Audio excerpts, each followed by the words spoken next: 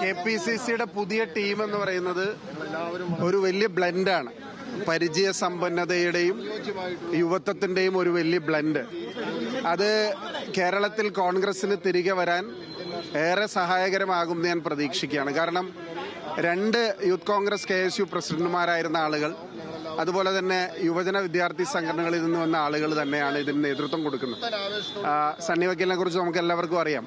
ഒരു ജനപ്രതിനിധി എന്നുള്ള രീതിയിൽ ഏറെ പക്വമതിയായ രാഷ്ട്രീയ പ്രവർത്തനം കണ്ണൂരിന്റെ മണ്ണിൽ നടത്തിയ ആളാണ്.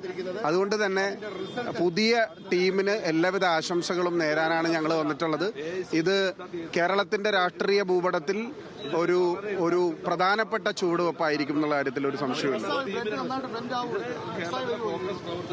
നിങ്ങൾ ഒരു ആശങ്ക നിങ്ങൾക്ക് വേണ്ട. നിങ്ങൾ വളരെ ആവേണ്ടി വരും. കാരണം യാതൊരു തരത്തിലുമുള്ള അപസ്വരങ്ങളും ഉണ്ടാവില്ല എന്ന് എനിക്ക് ഉറപ്പുണ്ട്. അതുമാത്രമല്ല, ഈ ചെറുപ്പക്കാരാണെങ്കിൽ പോലും അവർ KSU യൂത്ത് കോൺഗ്രസ് പ്രസ്ഥാനങ്ങൾക്ക് കേരളത്തിൽ നേതൃത്വം കൊടുത്ത ആളുകളാണ്. അവരെല്ലാം വളരെ കൃത്യമായി തന്നെ അവർക്ക് ഏൽപ്പിച്ച ദൗത്യം ഏറ്റെടുത്ത് മുന്നോട്ട് പോകും.